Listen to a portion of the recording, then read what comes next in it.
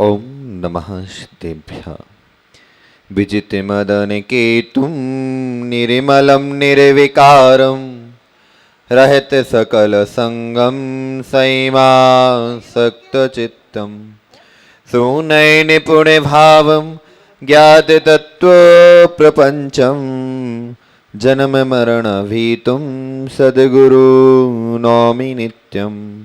जन्ममरणभीतुं मम गुरु नौमि नित्यं।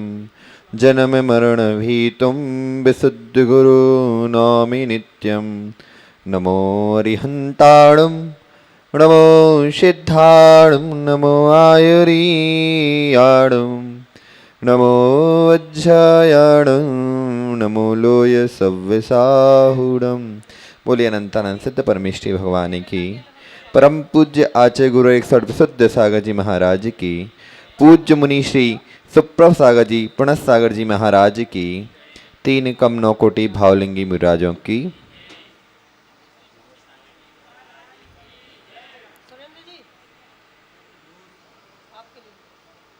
भव्यवर बंधुओं, हम सभी अपने जीवन को उत्कृष्ट से परम उत्कृष्ट बनाने के लिए यहाँ पर एकत्रित हुए हैं। हमारे जीवन में पर्वों का बहुत ही महत्व होता है, जिसके द्वारा हम अपनी भूली हुई संस्कृति को पहचानते हैं और पारस्परिक मेल जोल बढ़ता है।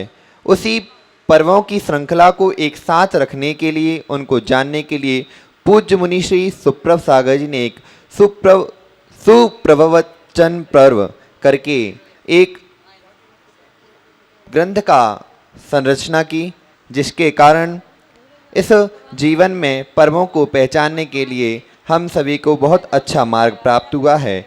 इसी सुप्रवचन पर्व नामक ग्रंथ पर हम सभी उसके अनुशीलन के लिए यहाँ पर एकत्रित हुए हैं। आज का मंगलाचरण राही जैन शास्त्री कारीटोरन ने किया। हम इस सुप्रवचन पर्व अनुशीलन विद्युत संगोष्ठी के अध्यक्ष पद को सुशोभित करने के लिए श्री डॉक्टर सुरेंद्र कुमार जैन प्राचार्य भगवान को आमंत्रित करते हैं। वह आए और अध्यक्ष पद को संभालें तथा सारस्वत अतिथि के रूप में प्रतिष्ठाचार्य श्री राकेश जी बैसा अपने स्थान को ग्रहण करें और हम अपनी इस सुप्रवचन संगोष्ठी को प्रारंभ करने के लिए सर्वप्रथम आलेख वाचन के लिए ब्रह्मचारी हरीश भैया जी को बुलाते हैं। वह अपने आलेख का वाचन करें तथा इस सुप्रवचन पर्व में उनने क्या सूक्ष्मता पाई है इस चीज का वह व्याख्यान करें। परमेष्ठी भगवान की, आचार्य भगवान श्री विशुद्ध सागर जी महाराज की, मुनि श्री सुप्रभ सागर जी महाराज की, समस्त मुनि संघ की बंधुओं,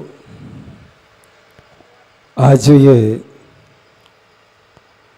विद्वत संगोष्ठी का कार्यक्रम रखा गया है यहाँ पर, उसमें सभी विद्वानों के लिए अलग अलग विषय दिए गए हैं। अतः आज वीर शासन जयंती का जो विषय है बड़ा महत्वपूर्ण विषय है, क्योंकि शासन किसका है और अनुशासन किसका है। अनुशासन में रहता कौन है और शासन की व्यवस्था करता कौन है। शासन, प्रशासन और अनुशासन, ये 3 वाक्य यहां पर महत्वपूर्ण है। शासन, प्रशासन और अनुशासन। चूंकि शासन हर कोई कर लेता है, हर कोई प्रशासन भी कर लेता है, मगर अनुशासन से तो एकमात्र दिगंबर साधु ही जीता है अपना जीवन। मित्रों, ध्यान रखना, ये व्यवस्था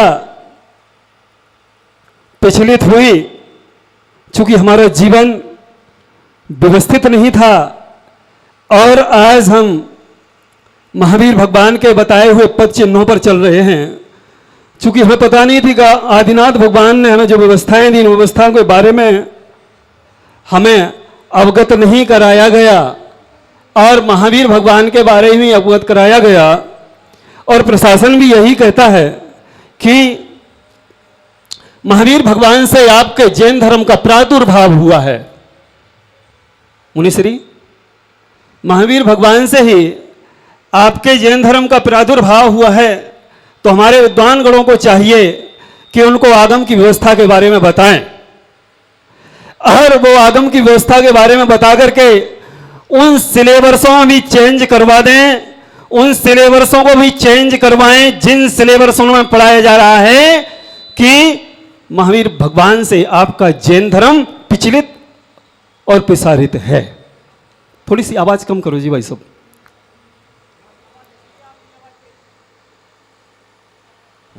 आप बोलते चलिए। आज महती आवश्यकता है, उन आवश्यकताओं के ऊपर प्रकाश डालना अति आवश्यक है।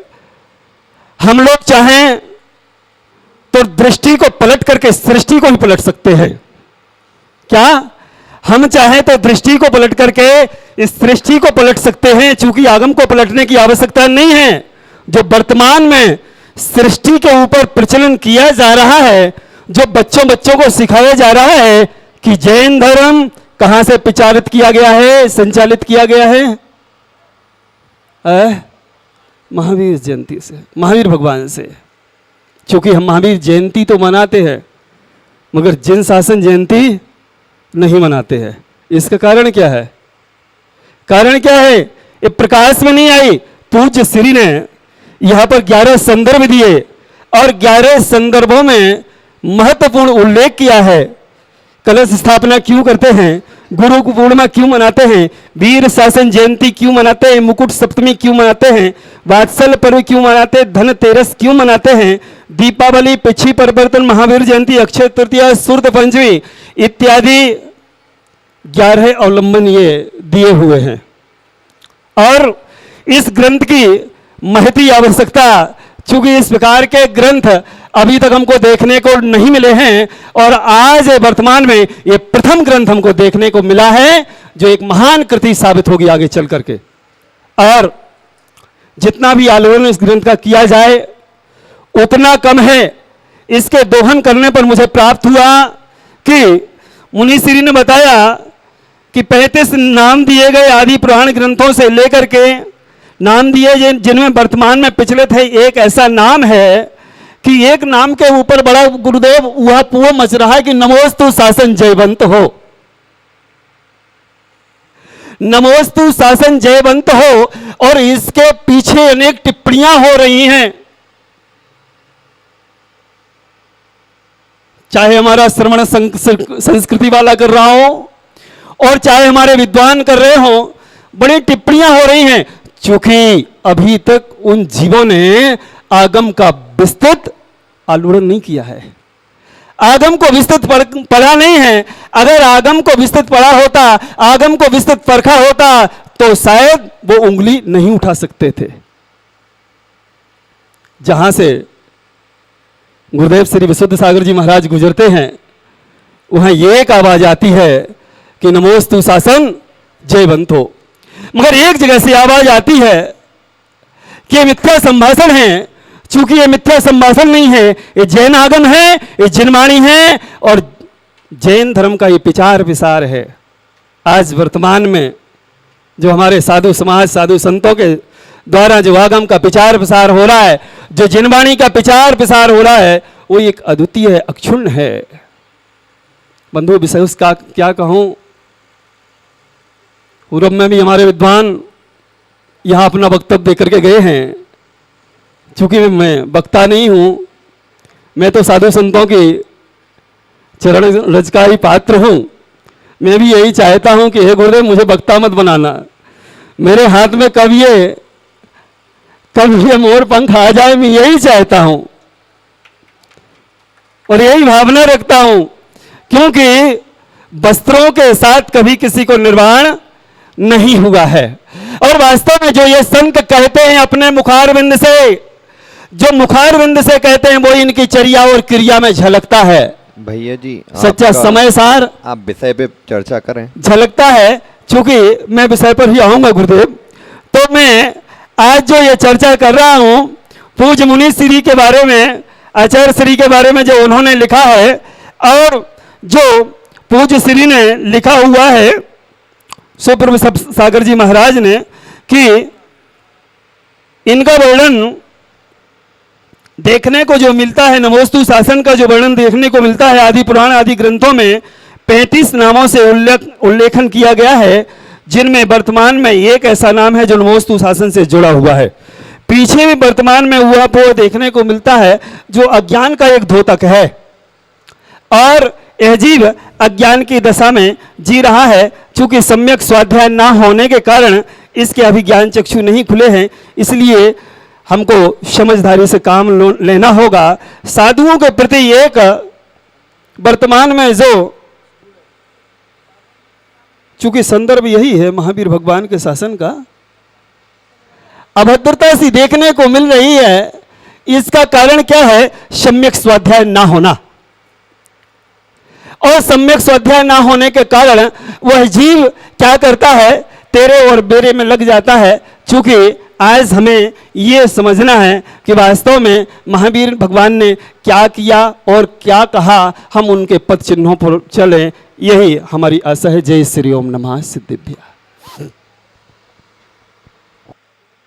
अब किसी को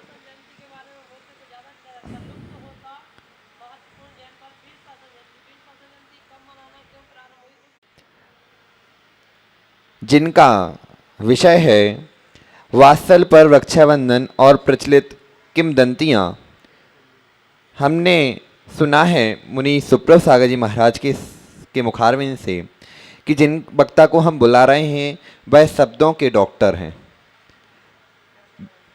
शब्दों के डॉक्टर हैं, लेकिन वह प्राचार्य हैं। तो हम बुलाते हैं पूर्व प्राचार्य महेंद्र कुमार जी मुरैना आए और अपने आलेख का वाचन कर हम सभी की श्रुत ज्ञान की वृद्धि कराएं। भवबीजाङ्कुरजननाः रागाद्याः क्षयमुपागता यस्य ब्रह्मा वा विष्णुर्वा हरो जिनो वा नमस्तस्मै। परम पूज्य आचार्य श्रोमणी आचार्य श्री विश्वसागर जी महाराज जी के श्री चरणों में नमस्तु करता हूँ।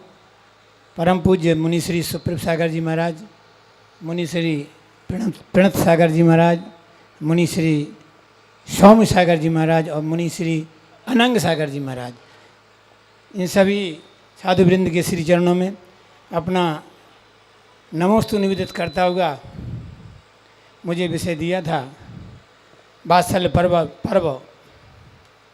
चूँकि मेरे यहाँ कुछ अव्यवस्था हो गई थी, इसलिए मैं वो पुस्तक मेरे पास थी भी नहीं, लेकिन फिर भी जितना मुझसे बन पड़ा अभी आज मैंने उसको समझा, जाना और उतारने का प्रयत्न किया। वात्सल्य पर्व अर्थात विशेष अवसर का होता है, जिसे हम उत्सव के रूप में मनाते हैं। पर्व दो प्रकार के होते हैं, एक त्रैकालिक होते हैं और तात्कालिक होते हैं। त्रैकालिक पर्व होते हैं जो तीनों कालों में एक साथ चलते रहते हैं, जैसे अष्टानिका महापर्व, दशलक्षण पर्व, 16 करण आदि पर्व, उसे हम या परिसरण पर्व कहते हैं, और दशलक्षण पर्व भी उसी में आता है। दूसरे जो होते हैं चतुर्दशी पर्व, अष्टमी पर्व को भी आजकल हम लोगों ने त्रैकालिक पर्व के रूप में मान लिया है। दूसरे पर्व होते हैं तात्कालिक पर्व। तात्कालिक पर्व माने उसी काल में होते हैं और उसी काल में ही समाप्ति को प्राप्त हो जाते हैं। ऐसे तात्कालिक पर्व होते हैं जैसे रक्षाबंधन, श्रुत पंचमी आदि पर्व जो हैं वो, और कुछ घटना विशेष के कारण से होते हैं उनको, जैसे महावीर जयंती आदि और दीपावली आदि जो पर्व जो हैं, मोक्ष सप्तमी आदि जो पर्व हैं, वो घटना विशेष से पर्व मनाए जाते हैं। घटना प्रधान एवं व्यक्ति की अपेक्षा मनाए जाने वाले एक के साथ परिवर्तित हो जाते हैं। पर्व अर्थात पूर्व कहते हैं। जैसे इक्षु रस होता है, गन्ना जो होता है, वो गन्ने के अंदर एक रूखी सूखी एक गांठ होती है बीच बीच में, तो वो गांठ को जब हम अच्छी उपजाऊ भूमि में उसको पुनः बो देते हैं तो गांठ क्या होती है, पुनः फिर उस इक्षु दंड को प्राप्त करा देती है और हमें मीठा और सुस्वादु और रस पीने को मिलता है। उसी प्रकार से इन पर्वों को मानने से, इनको अपने आत्मा में उतारने से हमारा भी कल्याण का मार्ग प्रशस्त होता है और हम उस परंपरा या उस मोक्ष सुख को, निश्रेय सुख को प्राप्त कर सकते हैं। वात्सल पर्व मुनिश्री ने लिखा है, जैसे राजा की शोभा रानी से होती है, सभा की शोभा ज्ञानी से होती है, सरोवर की पहचान पानी से होती है, उसी प्रकार व्यक्ति की पहचान वाणी से होती है। कहते ना, जैसा खावे अन्न वैसा होवे मन, और जैसा पीवे पानी वैसी बोले वाणी। वात्सल्य शब्द का अर्थ है, छड़ला में लिखा है कि धर्मी सोम गौ बच्छ प्रीति सम।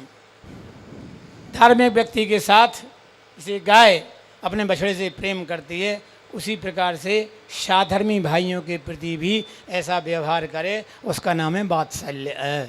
और रत्नगण सर्वकाचार्य में लिखा है कि स्वयूथ्यान प्रति सद्भाव सनाथा पेत कईतवा प्रतिपत्तिर यथा योग्यम वात्सल्यम अभिलप्यते, है ना।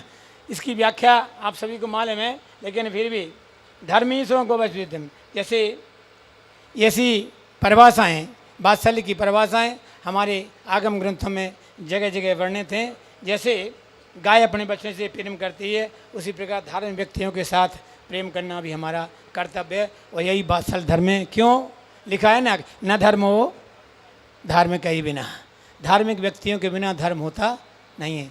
धर्म कहाँ रहेगा, धर्मी व्यक्ति में रहता है। धर्म व्यक्ति नहीं होंगे तो धर्म जाएगा कहाँ, रसातल में चला जाएगा फिर तो। इसलिए धार्मिक व्यक्तियों के प्रति वात्सल्य भाव रखना, ये वात्सल्यता है। इसी से संबंधित जगत प्रसिद्ध है, सर्वविदित है, वात्सल्य पर्व की कथा, रक्षाबंधन की कथा, विष्णु कुमार महामुनि की कथा, है ना। हमारे यहाँ प्रसिद्ध है, जिन्होंने अपनी तपस्या से प्राप्त जो विक्रिया रिद्धि है, उस विक्रिया रिद्धि के माध्यम से उन अकंपनादि 700 मुनियों की रक्षा की थी, जिसका मैं संक्षेप से यहाँ वर्णन करना चाहूँगा।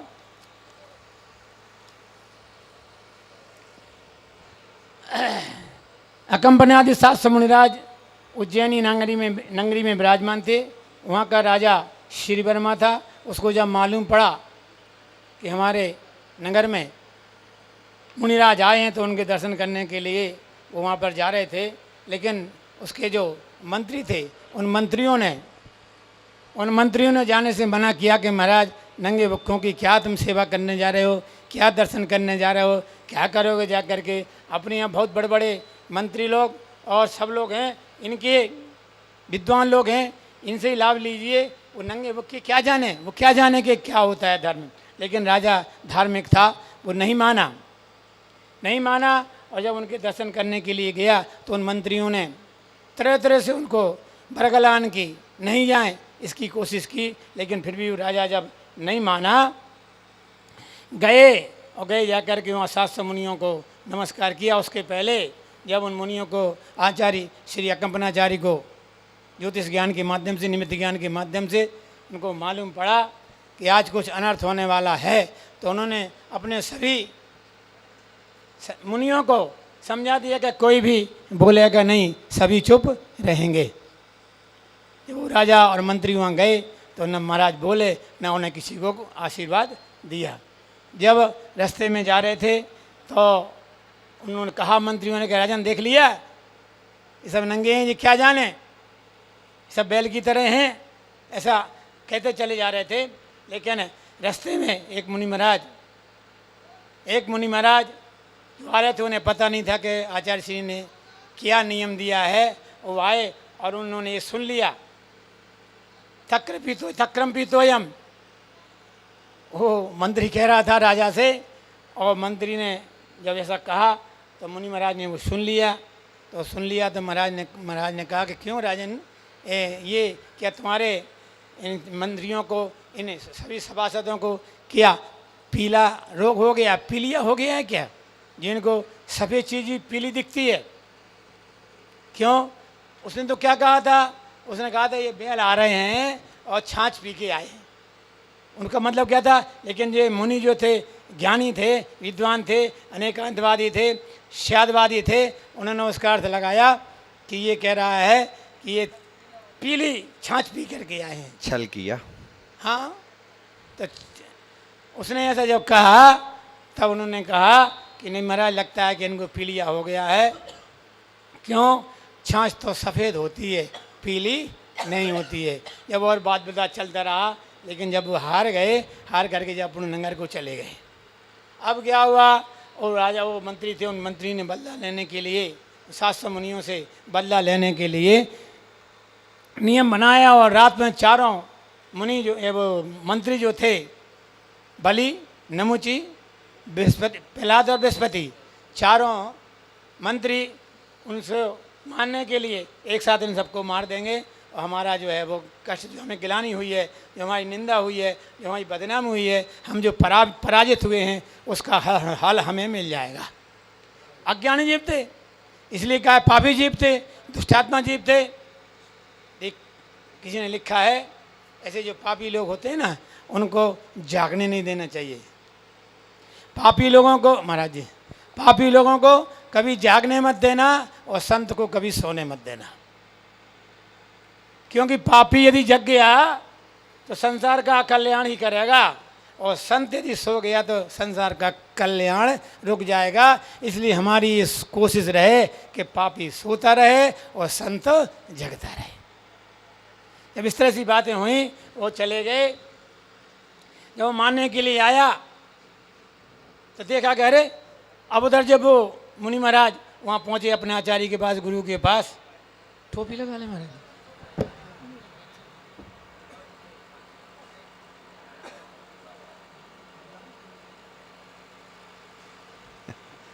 ये बहुत अच्छी बात है।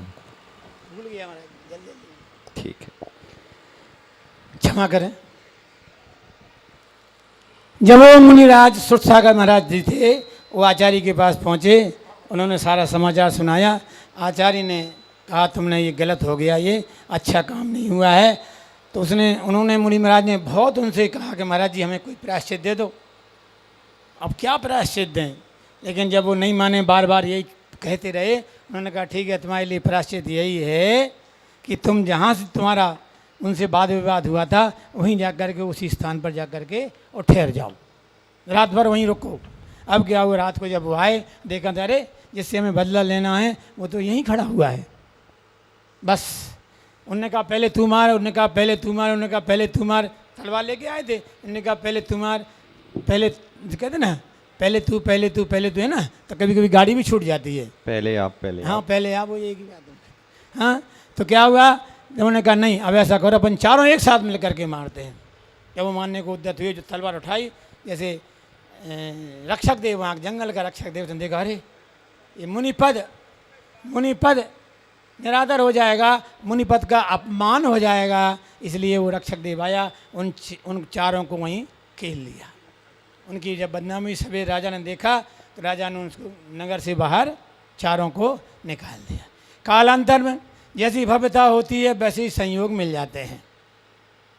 भव्यता बहुत कठिन होती है, ये अपन कितने भी कोशिश करें, लेकिन भव्यता जो होती है वो मिटती नहीं है। जैसी भव्यता होती है वैसे ही संयोग मिल जाते हैं। घूमते घूमते जब वो निकल गए तो हस्तिनापुर नगरी में राजा महापद्म के पास पहुँचे। मीठी मीठी बातों में, मंत्री तो होते कलाकार थे, विद्वान भी थे, मीठी मीठी बातों में उनको फैसला लिया। और राजा महापद्म तो दीक्षा लेकर के मुनि पद धारण करके चले गए। उनका लड़का था पद्म राय और दूसरा लड़का था विष्णु कुमार मुनि नहीं थे उसमें, विष्णु कुमार। जब वहाँ रहने लगे तो उनको फैसला करके और वहाँ रहने लगे। एक दिन क्या हुआ, पद्म राय जो है चिंतित अवस्था में बैठे थे। मंत्री ने पूछा कि राजन क्या बात हो गई? नहीं बताया, लेकिन बहुत जब बार बार पूछने पर उन्होंने पूछा ये हटें प्रसिद्ध हैं, कौन सी हट? ये राजा साधु हट, बालहट, एक बालहट, एक त्रियाहट, एक राजहट, आज ये बता रहे हैं चौथी हट भी चालू हो गई, साधु हट ऐसा नहीं है। पता नहीं कहाँ से तुमने पढ़ लिया है, पता नहीं कहाँ से पढ़ लिया। तो जब ऐसा करते करते जब वो पहुँचे तो उन्होंने पूछ लिया, उन्होंने कह दिया कि ऐसी ऐसी बात है, सिंहबल नाम का एक राजा है जो हमारे अधीन नहीं है, बाकी सब अधीन है। तो उन्होंने कहा ठीक है राजन, हम देखते हैं। वो चारों गए, उसको बंदी बना लिया।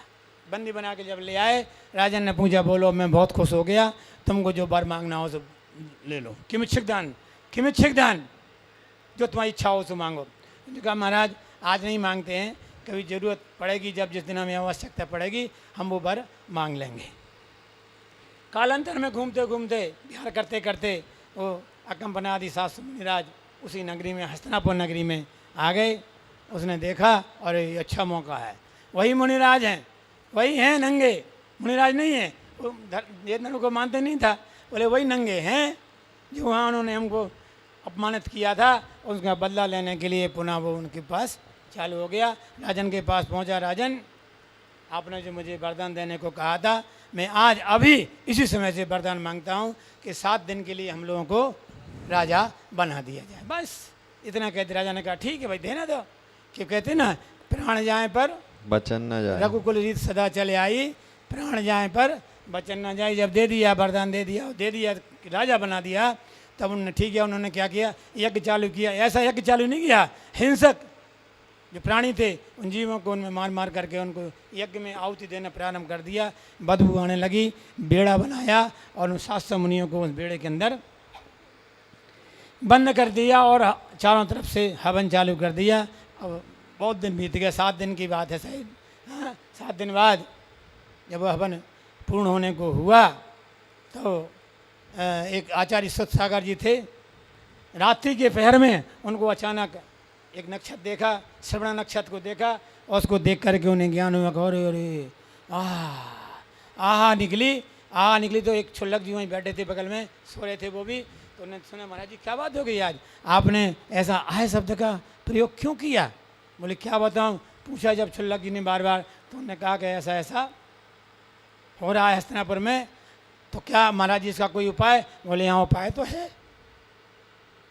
वो छुल्लक जी पहले विद्याधर थे, तो उन्होंने कहा तुम विद्याधर हो, अभी भी तुम्हारे अंदर विद्याएं मौजूद हैं। तुम धरणीधर पर्वत पर जा कर के विष्णु कुमार जो इनके भाई हैं राजा पद्म के, उनके भाई तपस्या कर रहे हैं, बहुत तपस्वी हैं जी, उनको विक्रिया रिद्धि प्राप्त हुई है, उन्हें पता ही नहीं है, उन्हें पता ही नहीं कि हमें विक्रिया रिद्धि प्राप्त हुई है। और वहाँ जाकर उनसे निवेदन करो कि ऐसे ऐसे 700 मुनियों के ऊपर उपसर्ग आया है और आप ही इस उपसर्ग को दूर कर सकते हैं। तो उन्होंने कहा अच्छा मैं क्या कर सकता हूँ? बोले आप कर सकते हैं। बोले कैसे? बोले आपको विक्रिया रिद्धि प्राप्त हुई है। उन्होंने कहा कैसे? तो उन्होंने ऐसा हाथ फैलाया तो फैलते ही चला गया। उन्होंने कहा ठीक है, हमें विक्रिया रिद्धि प्राप्त हुई। तब वो अपना को एक बटुक का बामण आदमी का 3.5 फुट का 1.5 फुट का, एक ब्रह्मचारी का, नहीं वो नहीं है, बुद्ध बड़े हैं, एक रूप धारण बना करके बटुक का, बटुक माने छोटा बच्चा, बामन अंगुल का, एक ब्रह्मचारी का रूप धारण करके वहाँ पहुँचे। राजन से कहा राजन आज यज्ञ का अंतिम दिन है। हिंदू लोग मानते हैं कि यज्ञ हो रहा हो, कोई छोटा जीव बौना जीव वहाँ आ जाए तो उसको शुभ मानते हैं अंतिम दिन। तो उन्होंने कहा ठीक है। अरे बोलो क्या चाहिए? बोलो तुमको क्या चाहिए? बोले हमें कुछ नहीं चाहिए। बोले पहले वचन दो। वचन भरवा लिया 3 बार, दिया। अब बस क्या किया, छोटा जो रूप था विक्रिया रिद्धि प्राप्त हुई तो इतना रूप बनाया। बोले क्या चाहिए? वो 3 पैक जमीन चाहिए, 3 पग जमीन चाहिए। ठीक है ले लो। हंसने लगे। हंसते क्या, हंसते ही हैं। अज्ञान जीव की दशा तो ऐसी होती है। अंत में जब उन्होंने एक पग सुमेर पर्वत रखा, दूसरा पग मानसोत्तर पर्वत रखा और तीसरा पैर रखने की जब जगह नहीं मिली तो क्या राजन तीसरा पैर कहाँ रखूँ? वो डर गया, चकनाचूर हो गया, उसका घमंड जो है वो नष्ट हो गया। उसने कहा तीसरा पैर मेरे ऊपर रख लो।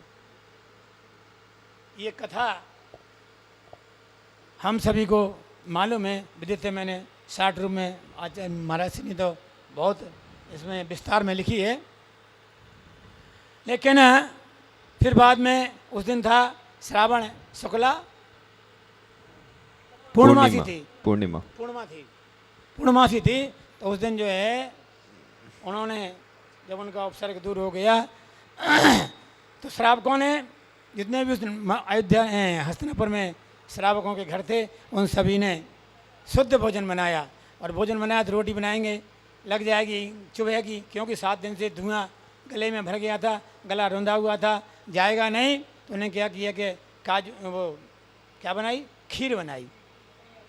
हम भी खीर बनाते हैं, हम भी खीर बनाते हैं, लेकिन हम इस संसार में रह करके, इस पंचम काल में रह करके, इतना सुंदर शरीर पा करके भी, इतना सुंदर शरीर पा करके भोगों को भोग लिया और काजू की खीर में हींग का बघार लगा दिया।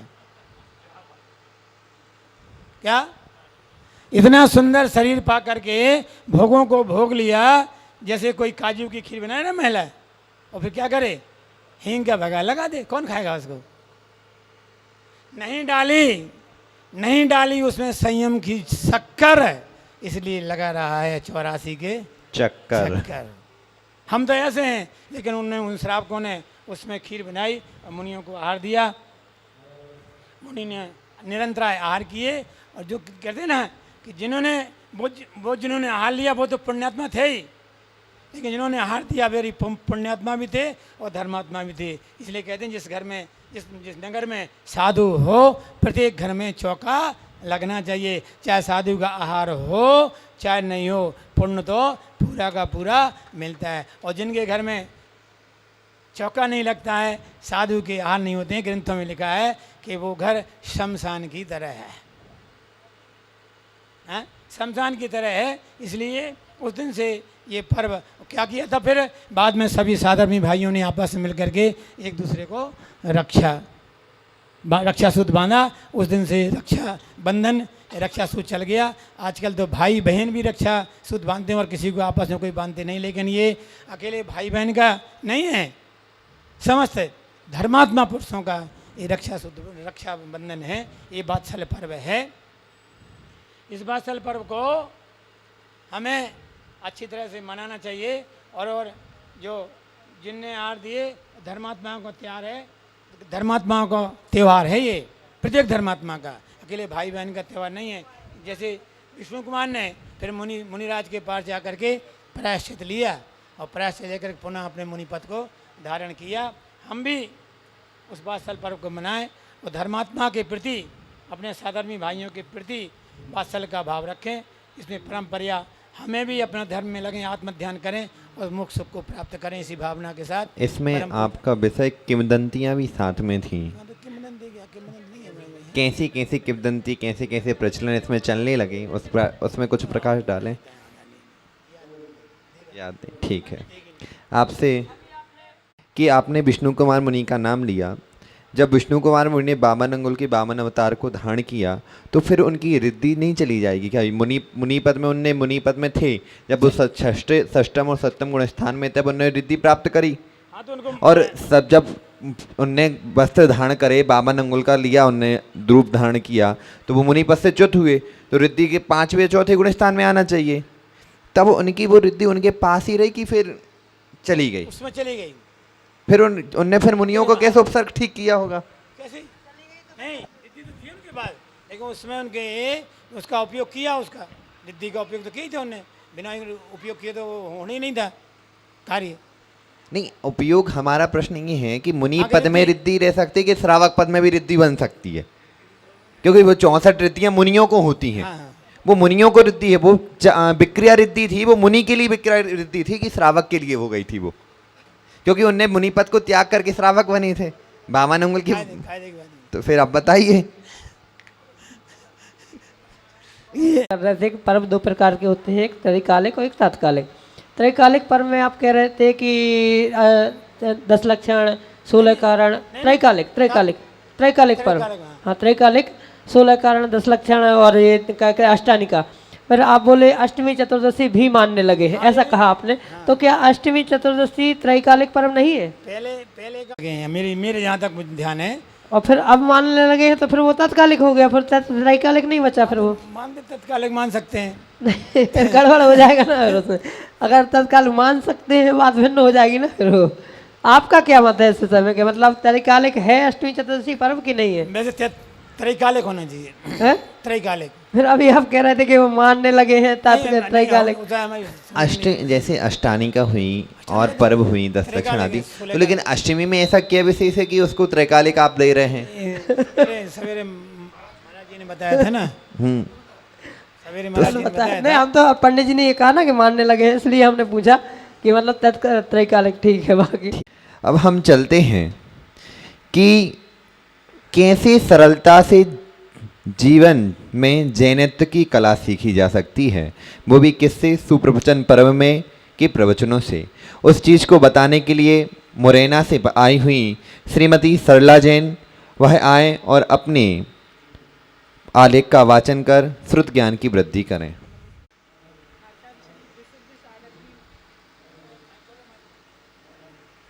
छोटू देखो। आचार्य चर्या शिरोमणि आचार्य श्री विशुद्ध सागर महाराज जी की जय। महामुनि श्री सुप्रभ सागर जी महाराज की जय। समस्त मुनि संघ की जय।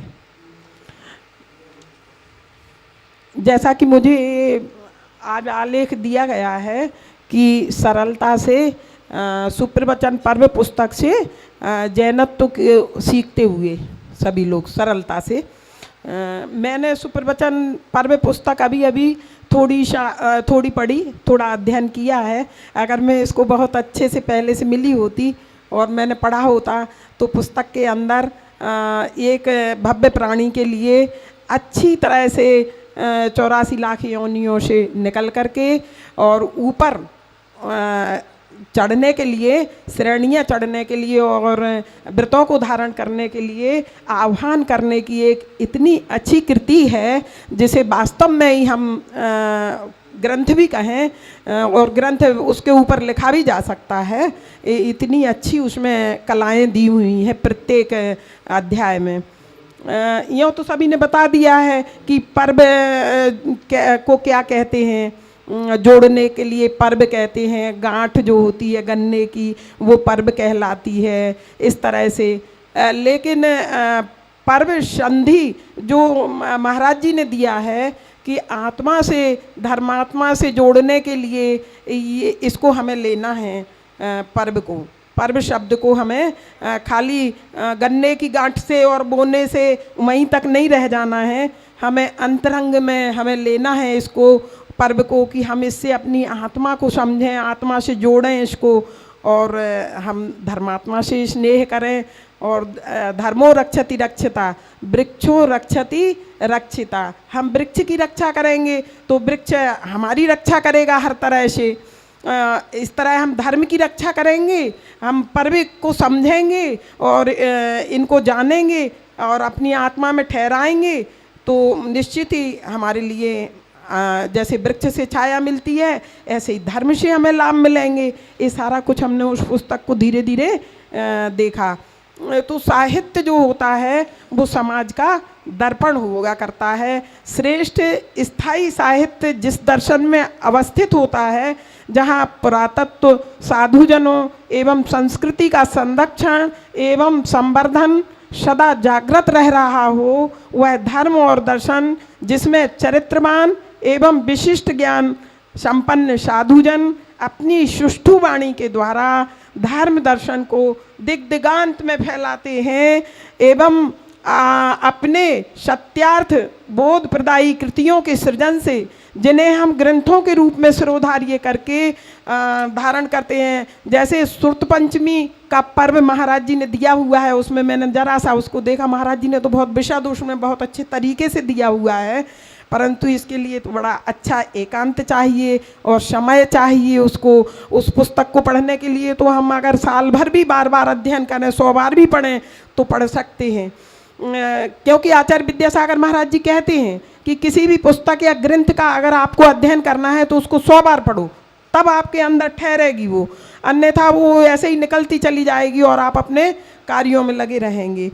तो सत्यार्थ बोध प्रदायी कृतियों के सृजन से, जिन्हें हम ग्रंथों के रूप में सिरोधार्य करके सुर्त पंचमी का पर्व विशिष्ट रूप में वर्ष में एक बार संपूर्ण भारतवर्ष में एक रूप होकर के बड़े उत्साह के साथ संपूर्ण भारतवर्ष में मनाते हुए एक सौहार्दपूर्ण वातावरण को संपूर्ण समाज में चमकाते हैं सभी लोग। अब तो इतने उत्साह के साथ सभी लोग चमकाते हैं उस पर्व को, शुक्ल पंचमी के पर्व को, कि अपने इन शास्त्रों को सिर पर पालकी में लेकर के और नगर भ्रमण भी कराते हैं। और ये सारी देन जो है वो हमारे साधु वर्ग की है। अन्यथा समाज तो अंधेरे में सोई हुई, जैसे आदिकाल में अंधकार में सोए हुए थे सारे जीव, और इनको अगर कोई तमसो मां ज्योतिर्गमय, अंधकार से यदि ज्योति प्रदान की है और प्रकाश में लाया गया है, तो सिर्फ इन ऋषियों को ही, जिन्हें हम ऋषि भी कहते हैं, इन ऋषियों की ही देन है। हमारे भारतवर्ष में सर्वप्रथम सभी लोग जानते हैं कि सारे विश्व में जगत गुरु, भारतवर्ष जगत गुरु के रूप में प्रसिद्ध है, और वह देन सिर्फ है तो इन श्रमणों की है। अन्यथा पहले ये श्रमण ही थे, और सभी को मालूम है कि ऋषभदेव के टाइम में उन्हीं के पुत्र नाती पोते ने, जो मारीची का जीव था, उन्हीं के टाइम में ही 363 मतों का ये सब कुछ सभी को मालूम है कि ये हुंडाप्सर्पणी काल की वजह से ऐसा हुआ। और उन्हीं के टाइम में जब ऐसा हो गया था, तो आज इस दुस्सह भ्रम पंचम काल में, जहाँ भौत की वातावरण में पंचेंद्रियों का इतना, आज हम क्या कहें, पार्लरों में जाकर के, आज अन्य समाज को तो छोड़ो, उनको तो इतना ज्ञान नहीं है अन्य समाज को, लेकिन हमारी जैन समाज तो इतनी प्रबुद्ध है। और फिर इतने इतने महान हमारे श्रेष्ठ गुरुजन बैठे हुए हैं, उनके सामने हमारी समाज और श्रेष्ठी वर्ग जो अत्यधिक पैसे से संपन्न है, उनसे शुरू होकर के, और हमारी जो ये मूल आगम के सिद्धांत हैं, उनको सारे सिद्धांतों को एकदम से मटियामेट किया जा रहा है। जैसे कि पार्लरों में जाकर के ये जो श्रृंगार है, ये श्रृंगार का प्रसाधन हमारी जैन समाज में इतनी अत्यधिक रूप से अन्य समाज ने हमारे यहाँ से सीख लिया। ये महाराज वगैरह सब भरी मंचों से कह रहे हैं कि ये सब बंद कर दो, ये नृत्य गान ये सब कुछ, और वहाँ से चल कर के ये कहाँ आ गए हैं, पंच कल्याणकों में, सिद्ध चक्र विधानों में भी आ गए हैं। ये सारा सौंदर्य करके आना, हाँ सौंदर्य करके आओ, तो वो सौंदर्य करके तो आना नहीं है कि हम तत्वों का ज्ञान प्राप्त करें, हम अच्छे वस्त्रों को धारण करें, शुद्ध वस्त्रों को, और अंदर से हम उत्तम क्षमा आदि, और घर परिवार में रह करके बड़ों का आदर करना। हमारे जो वृद्धजन हैं, हमारा घर परिवार, देवरानी जिठानी ननंद सास, इन सब के रिश्तों को अब तो पहले एक ही बच्चा कर रही हैं महिलाएं। अभी हमने इसी मंदिर में सुना, इस कारीटोरन जैसी समाज में हमारी एक बहन बोल रही थी कि रात को मैं बैठी थी तो बोली कि हमारी ननंद ने तो एक बेटी हुई, और जब उसको दूसरा बच्चा आया तो वो तो कहती है कि मुझे नहीं चाहिए, और बड़ी क्रोधित और बहुत परेशान कर रही थी। तब उस महिला ने, ये इनका प्रभाव है शांति कारीटोरन वाले शांतिनाथ भगवान का, कुंथुनाथ अरहनाथ भगवान का, कि उसकी भाभी ने उसको समझाया। उसने बताया मुझे मंदिर में बहू ने कि मैंने डांटा अपनी ननंद को। आज ननंद को डांटना ये तो बहुत बड़ी बात हो गई, लेकिन इनका प्रभाव है, और वो मान भी गई, और वो समझाया उसने कि बहुत शांति धारण करो, बच्चा अच्छा होगा, क्रोध मत करो। तो जहाँ ये महाराज स्वयं बोल रहे हैं कि आज आवश्यकता है संतान की, आज हम कहाँ से कहाँ पहुँच रहे हैं, मुट्ठी भर हो रहे हैं, सब तरह से हम मुट्ठी भर हो रहे हैं। हम बालकों से तो हो ही रहे हैं, सूना घर बड़े अनकोर, आज हम अपने घरों को सूना, एक एक दो बच्चे हो रहे हैं, और क्या हो रहा है। तो इस सब से हम विषय से विषयांतर नहीं हो रहे हैं। मैं अपनी बात पर आती हूँ कि सत साहित्य का जो सृजन है वह जीव उद्धार की एक ऐसी कला है जो अनादि से स्वपर कल्याणकारी रही है। उसी श्रृंखला में श्रीमद सुप्रभ सागर मुनि महाराज का सुप्रवचन पर्व, जो सुगुरु विशुद्धाष्टकम से लेकर 11 शीर्षकों में विभाजित एक महनीय कृति है, जिसमें पर्व के मायने बहुत सुनिश्चित ढंग से जन को अपनाए जाने योग्य हैं, जिन्हें समझकर हम अपना यह अनमोल मानव जीवन कृतार्थ करते हुए 84 लाख योनियों से परिभ्रमण से छूटकर उत्तम सुख उस आश्चर्यकारी कैवल्य रूप प्रकाश में प्रकाशित संपूर्ण ज्ञेय पदार्थों को झलकाने में एक महत्वपूर्ण संरचना है। पर्व विशेष अवसर को कहते हैं, यह तो सभी जानते हैं, परंतु जुड़ना अर्थ धर्म से, धर्मात्मा से, निज आत्मा से, अपने आप से किस लिए? मनोरंजन, प्रदर्शन, दिखावे के लिए नहीं, बल्कि अंतरंग की शांति, आह्लाद, एक उत्साह है ऐसा जो कभी कम ना हो, बढ़ता ही रहे, वह पर्व जो हमें निर्माण तक ले जाए। ऐसे यदि वह नहीं है तो फिर वह पर्व नहीं है, ऐसा महाराज जी ने अपनी कृति में समझाया है अलग अलग अध्यायों में कि वह पर्व नहीं है, वह तो पंचेंद्रियों की आकांक्षाओं की पूर्ति में समुद्र में खो देने वाले एक चिंतामणि रत्न के समान है, जिसे फिर द्वारा प्राप्त कर पाना सहज नहीं है, जिसे विश्व के लोग त्योहार के रूप में मनाते हैं। गुरु पूर्णिमा, रक्षाबंधन, दीपावली, धनतेरस, अखतीज, इन त्योहारों का जनसामान्य जब सही अर्थ जानेगा तो वह धर्म और ज्ञान का सामंजस्य बैठाने का प्रयास करेगा, अन्यथा वह रूढ़िवादिता में वही करता रहेगा जो अभी चला आ रहा है, जैसे दीपावली के पर्व में लोग करते हैं। जैन समाज तो थोड़ा थोड़ा प्रबुद्ध हो रही है कि हमें धनतेरस को धनतेरस नहीं धन्यतेरस के रूप में हमारे जो गौतम गणधर आदि जो 500 शिष्य महावीर स्वामी के उसमें पहुँचे थे, और वो प्रमुख गणधर जो थे गौतम गणधर, उनके लिए हम लोग शाम को पूजा करते हैं और सुबह हम महावीर स्वामी के निर्माण का उत्सव मना करके दीपोत्सव मनाते हैं, दीपावलियाँ, ये सारा कुछ करते हैं। हम लक्ष्मी की पूजा के लिए महाराज जी वगैरह ने बताया है कि जो बहिरंग लक्ष्मी है, जो अतिशय है, प्रातिहार्य है, ये जो अभी चर्चा हो रही थी यहाँ पर कि नाट्यशालाएँ हैं, ये सारा कुछ वैभव है, ये सारा देवों देवकृत हैं अतिशय भगवान के, तो ये अतिशय देवकृत होते हैं और आज भी होते हैं। और मैंने भी अनुभव किया है, ऐसा नहीं है कि देवकृत अतिशय आज कहीं समाप्त हो चुके हैं, आज भी हैं, वो मेरे जीवन में भी घटित हुए हैं कुछ कुछ जिनका अनुभव मैं करती हूँ, परंतु मेरी श्रद्धा, जितनी मेरी श्रद्धा है उतना भगवान मुझे देते हैं। यदि मैं पूर्ण रूप से समर्पित हो जाऊं इस जैन धर्म के लिए और इन गुरुओं के लिए, तो मुझे तो विश्वास है कि मुझे अधिक से अधिक लाभ मिलेगा। इस तरह से ये त्यौहार जनसामान्य जब सही रूप से मानेगा तो धर्म और ज्ञान का सामंजस्य बैठाने का प्रयास करेगा, प्रकृति के साथ जुड़कर जहाँ काम आवेश हुई कहा करे तलवार। यदि हम पंचेंद्रियों के भोग भोगते हुए और पैसे की इस होड़ में, स्वार्थ की इस फैशन की इस होड़ में हम अगर आगे बढ़ते जाएंगे तो हम तलवार लेकर ही घूमते रहेंगे, जबकि हमारे पास सुई जैसा ये जैन धर्म सरल भी है और कठिन भी है, ये इतना कठिन भी नहीं है और इतना सरल भी नहीं है। ये अभी रतन कंडक श्रावकाचार में मैंने पढ़ा था कि जिस तरह से तलवार की धार पर वो पानी जो होता है, इस तरह से ये धर्म है और इस पर टिका जा सकता है।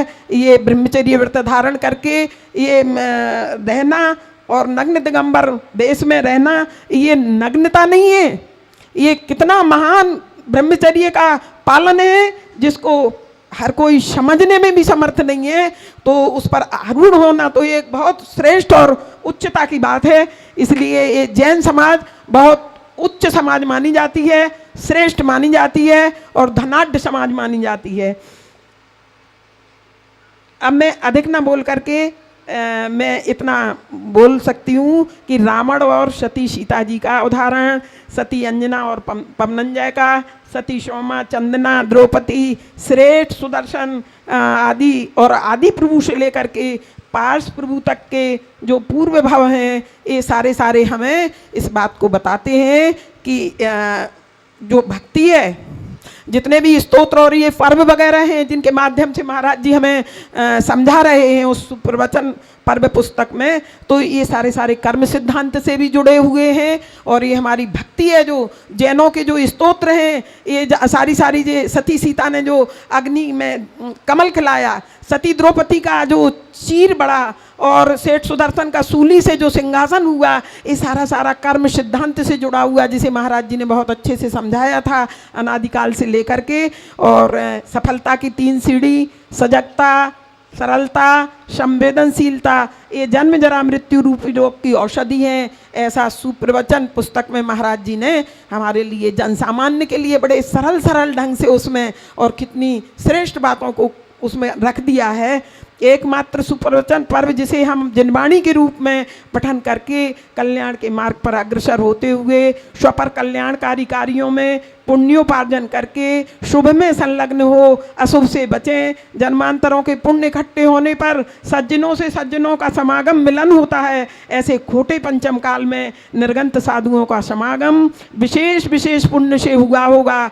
और मेरा भी बड़ा विशेष पुण्य होगा कि मैं इस कारीटोरन अतिशय क्षेत्र में आई हूँ। आज मेरा जीवन धन्य हो गया, सफल हो गया, मेरी कामनाएं भी सफल होने वाली हैं। कितनी संभाल करनी है परिणामों की। त्रियंच के दूध को रखने का पात्र महाराज जी ने उदाहरण दिया उसमें कि जब त्रियंच के दूध का पात्र हमें कितना साफ करके रखना होता है, अन्यथा वो दूध, ये सब जानते हैं। कोई भी ऐसा नहीं है कि जो ना अनपढ़ कृषक वर्ग, सारा समुदाय वर्ग जानता है कि अगर हम उस पात्र को अच्छी तरह नहीं मांजेंगे तो हमारा दूध खराब हो जाएगा।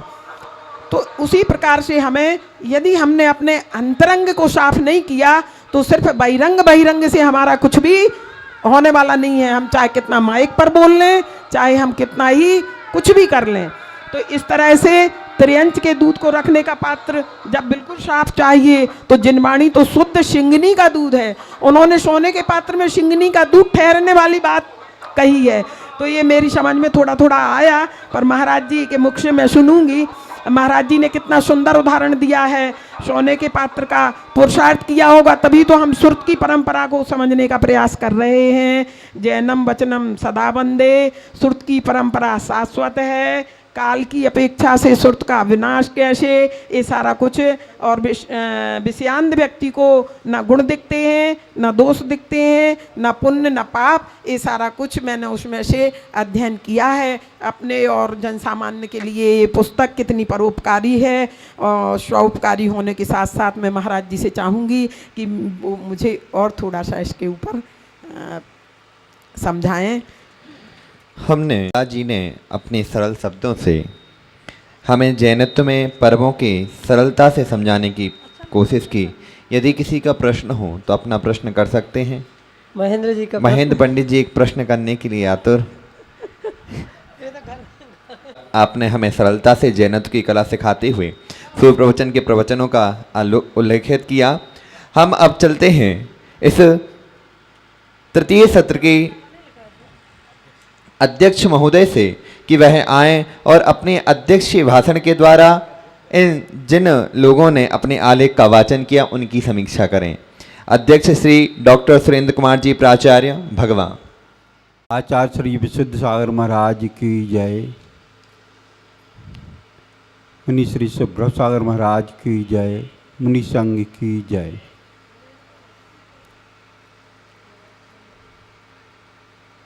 मुनि श्री द्वारा लिखित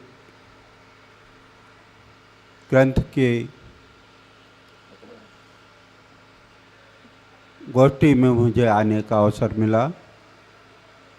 इस अवसर पर 4 विद्वान वक्ताओं ने 4 आलेखों का वाचन किया।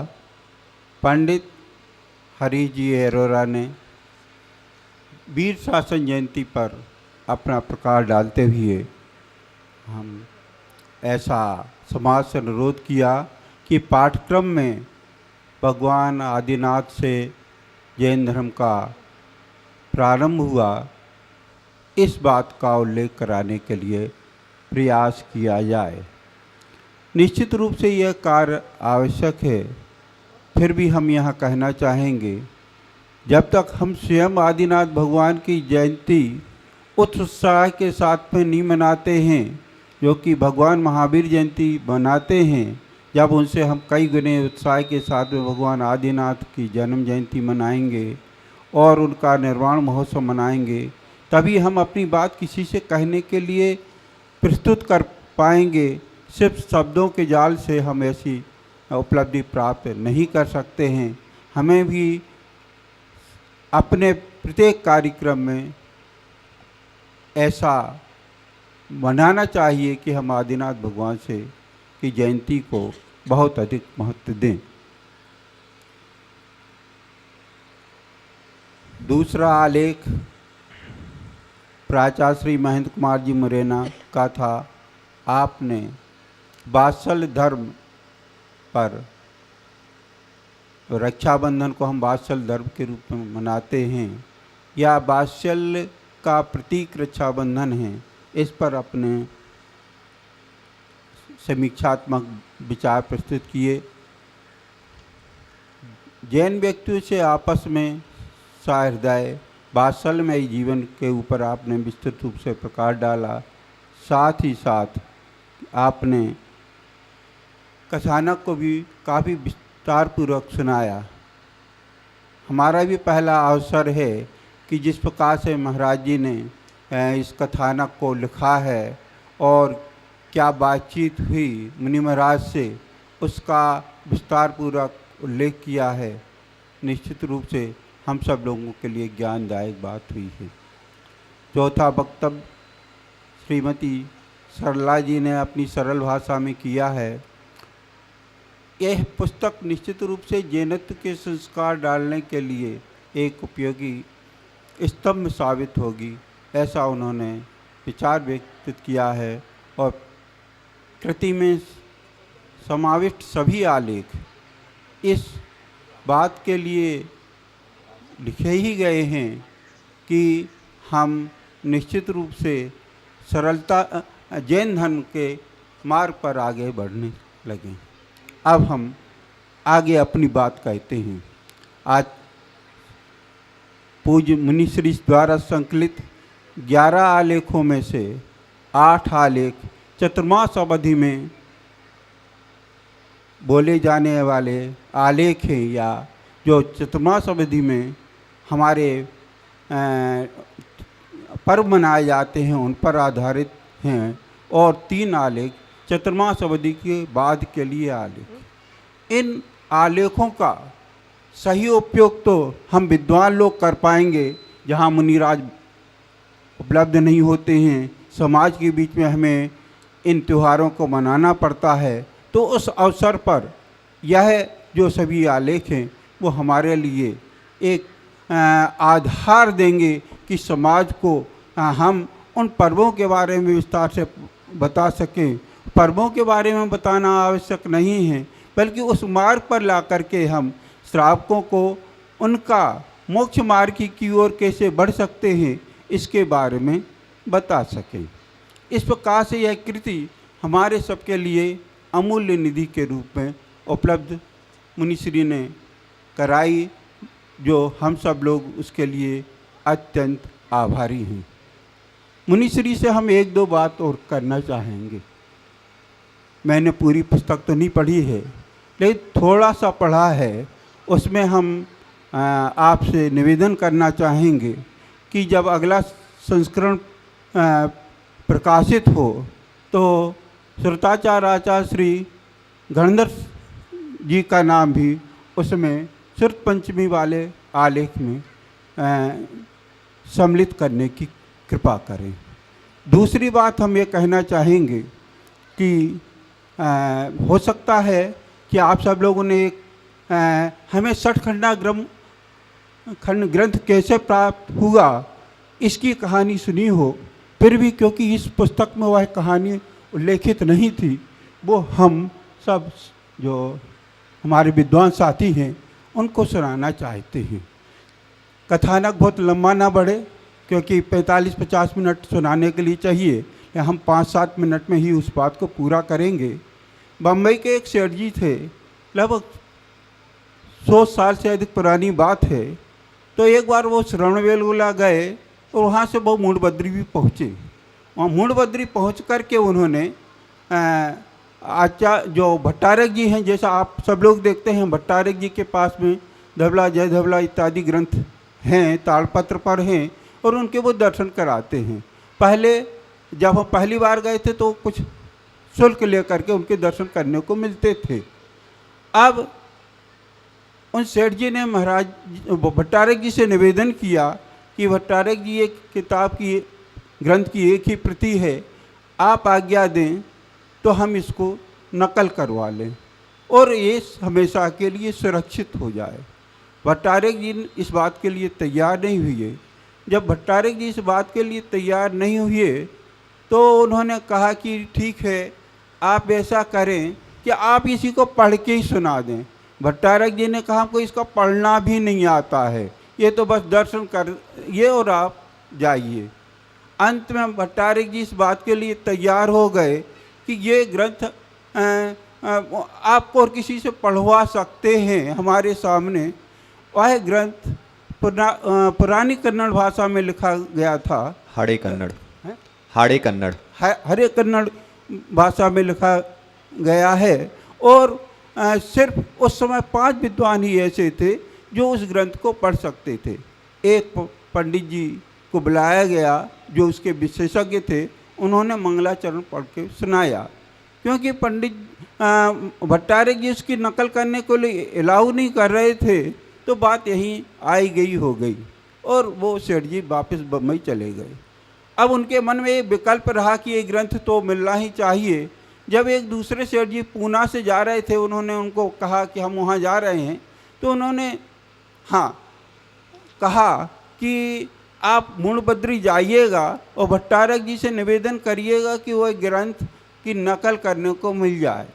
उन्होंने भट्टारक जी से पुनः निवेदन किया और भट्टारक जी तैयार हो गए, लेकिन उन्होंने एक शर्त रख दी कि आप नकल तो करवा सकते हैं, लेकिन जो नकल करवाएंगे वो भी प्रति हमारे पास में सुरक्षित रहेगी, हम आपको देंगे नहीं। आप कह रहे हैं कि इसकी खराब ना हो जाए इसलिए एक प्रति बनवा तो सकते हैं, लेकिन आपको देंगे नहीं।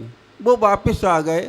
फिर भी उनके मन में विकल्प रहा और उन्होंने अपनी जैन पत्रिकाओं में एक विज्ञापन छापा, विज्ञापन सूचना छापी कि ऐसा ऐसा ग्रंथ है, अपन को मिल नहीं रहा है, उसको तैयार करने में 10,000 रुपये खर्च होंगे और आप 10-10 रुपये के शेयर हम उसके माने 10-10 रुपये का आप सहयोग लेना चाहते हैं तो इस प्रकार से वो ग्रंथ समाज को उपलब्ध हो जाएगा। फिर पुनः वहाँ गए और वहाँ से माने आर्थिक जो परेशानी थी उसको हल करने के पश्चात गए और भट्टारक जी से निवेदन किया कि भट्टारक जी हम इसकी नकल करवाना चाहते हैं, आप ही को उसकी नकल दे देंगे। और वहाँ का जो विद्वान पंडित थे और उनसे उसकी नकल करवाई गई। नकल करवाने के पश्चात यहाँ पर एक थोड़ा नीति से विरुद्ध काम हुआ कि जहाँ पर वो पंडित जी नकल करते थे तो जैसा कि सब लोग जो शुद्ध भोजन करते हैं तो वो तो अपना उनके घर से भोजन आया करता था।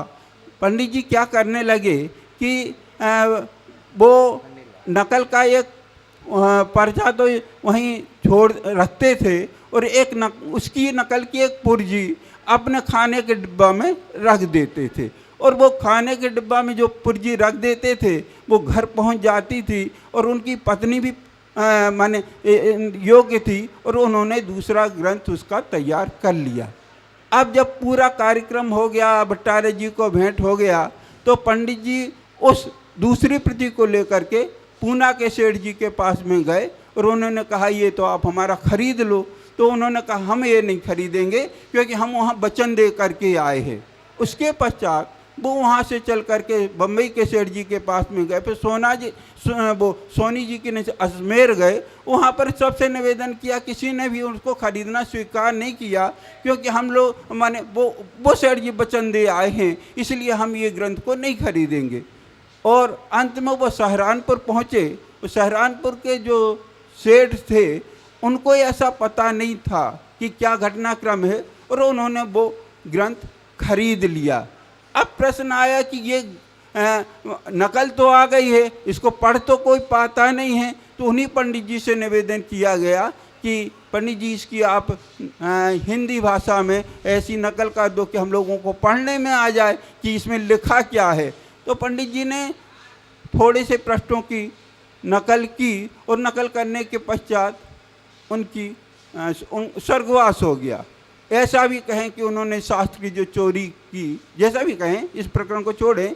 आगे दूसरे पंडित जी बुलाए गए और उन्होंने वो नकल करके पूरा हम सब लोगों को ग्रंथ उपलब्ध कराया। जब हम वर्णी जी की आत्मकथा पढ़ रहे थे तो उस समय वो इतना ग्रंथ महत्वपूर्ण था कि जब सागर के मोराजी में उस ग्रंथ को विराजमान करने की बात आई तो वो सहारनपुर से उसकी प्रतियां मना करके बहुत बड़े उत्सव के साथ में वहाँ पर विराजमान की। उसी ग्रंथ को आगे आचार्य शांति सागर जी महाराज जी ने मान्य धातु पीतल या तांबा पर खुदवा करके हमेशा के लिए सुरक्षित किया। ऐसी कथानक हम यहाँ ये कहना चाहेंगे कि हमें जो सठखंडा ग्रंथ या और भी जो भी ग्रंथ हैं, महाराज जी हमारी बात को जानते हैं तो वो हमने जो गलती कहा होगा तो महाराज जी सुधार देंगे।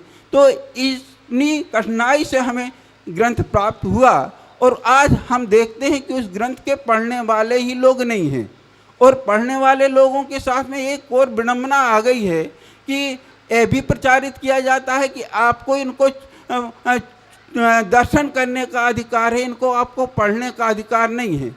जबकि हमारी समझ के परे आता है कि एक श्रावक उसका अनुवाद कर सकता है, नकल कर सकता है, लेकिन वो उसको पढ़ने को अधिकार से वंचित होता है। जैसा भी हो तो हमको भी उन ग्रंथों के दर्शन करने के और पलटने का अवसर मिला, क्योंकि हमारे यहाँ तो क्षयोपम बहुत कम है, हम इतना नहीं समझ पाते हैं। तो इस प्रकार से हम हमारे सबके सामने वो सठखंडा ग्रंथ और जो महाराज वहाँ पर जो ग्रंथ थे वो हमारे सब लोगों के सामने आए। यहाँ पर हम एक बात और कहना चाहेंगे कि जब हम वर्णी जी की जीवनी को पढ़ते हैं तो उस समय एक शब्द था, उसका विवाद था और विद्वानों का ऐसा मत था कि ये जो शब्द आप इस ग्रंथ में लिख रहे हैं, इसकी नकल में लिख रहे हैं, वो माने उचित नहीं है। उतनी गुणता से तो हम नहीं जानते हैं, लेकिन तो आचार्य शांति सागर जी महाराज जी ने उस बात को स्वीकार किया, विद्वानों की बात को स्वीकार किया और उस ग्रंथ में मानी जो उन्होंने टंकित करवाया उसमें उस के अनुसार लिखा। तो ये सब बात हमारे सुनने कहने का आशय ये कि आचार्य शांति सागर महाराज जी कितने उदार प्रवृत्ति के थे और उसी परंपरा के हमारे आचार्य जी हैं जो कि उसी परंपरा को आगे बढ़ा रहे हैं। तो हमें ऐसा लगता है कि इन जो इतिहास की विस्तृत कड़ियाँ हैं इन सब को हमें इन सब के साथ में जोड़ें तो हमारे सब लोगों को पढ़ने की इच्छा शक्ति और बढ़ सकती है। साथ ही में हम आचार्य श्री महाराज जी से जो अधिक समय ले लिया उसके लिए क्षमा प्रार्थी हैं और हमने भूल से कुछ कह दिया हो, गलत कहा हो या भूल बस जो गड़बड़ी हो गई हो उसको सुधारने की कृपा करें। नमोस्तु महाराज। अब हम चलते हैं तो जीव अपने ज्ञान को सम्यक ज्ञान बनाते हैं तथा सम्यक ज्ञान से अपनी श्रद्धा को सम्यक दर्शन में परिवर्तित करते हैं। ऐसे मनीषी सुप्रभ सागर जी के श्री चरणों में हम निवेदन करते हैं कि हे स्वामी, आप अपने ही ग्रंथ पर जो आलेख आदि वाचन हुए हैं उन सभी की समीक्षा कर हम सभी को कृतार्थ करें। पूज्य मुनीषी सुप्रभ सागर जी महाराज।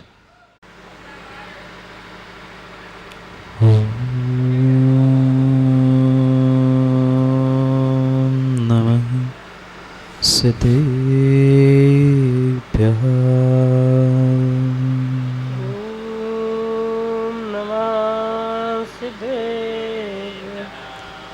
श्रीमत्परं गम्भीर स्याद्वान्मोगलाञ्छनं जियात्रैलोक्यनाथस्य शासनं जिनशासनम् इंद्रसदवन्द्याणं तियुर्णिहितमधुरविशदवकाणम् अन्तातीतगुणाणं ऋणमोचिनानं जितपवाणम् नमो अरिहन्ताणं नमो सिद्धाणं नमो आयुर्यणं नमो वज्रायणं नमो लोये सर्वसाभूतम्।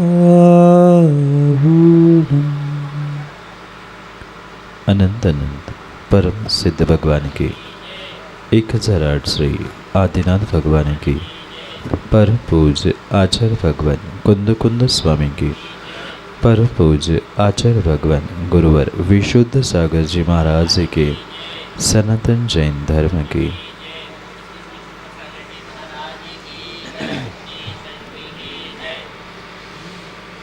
अंतिम वर्धमान स्वामी के शासन में हमसे विराजते और उनके पावन पीयूष देशना हम सभी के लिए परम उपकारी। अनादिकाल से हमारी इस आत्मा में जो जन्म जरा और मृत्यु रूपी रोग लगे, उन रोगों का उपशमन करने वाली कोई परम औषधि है तो वह है एकमात्र यह जिनवाणी। भव्यात्मा इस धरा पर, इस पृथ्वी पर वही दर्शन, वही धर्म दीर्घ समय तक शाश्वत रह सकता है जिनके लिए कोई साहित्य या पुरातत्व हुआ करता। क्योंकि साहित्य और पुरातत्व धर्म के, दर्शन के ऐसे आधार स्तंभ है कि जिनके अभाव में वास्तव में धर्म या धर्म की क्रिया या धर्म का कोई भी साधन, प्रचार प्रसार भी होना संभव नहीं।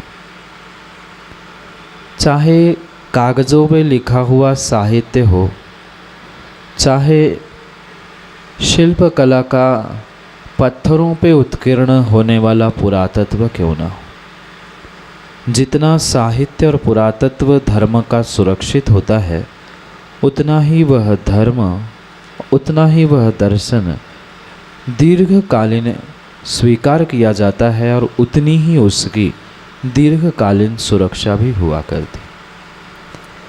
और वर्तमान में भी हम अगर बहुत विचार करते हुए बहुत सूक्ष्मता से जैन धर्म की ओर देखें तो जैन धर्म के पास ये दोनों ही पहलू बहुत ही संवर्धनीय योग्य है। पहले भी साहित्यों का सृजन समय समय पे होता रहा और साहित्य ही नहीं अपितु वर्तमान में बना हुआ पुरातत्व भी प्रति समय में कहीं न कहीं अनेकानेक कालांतरों को या बदलावों को लेते लेते ही हमें आज भी प्राप्त होता है। शायद आप सभी ने देखा होगा, सुना होगा कि आज जब भी भूगर्भ से कोई पुरातत्व का अवशेष मिलता है तो वह मात्र और मात्र दिगंबर जैन धर्म का ही मिलता है।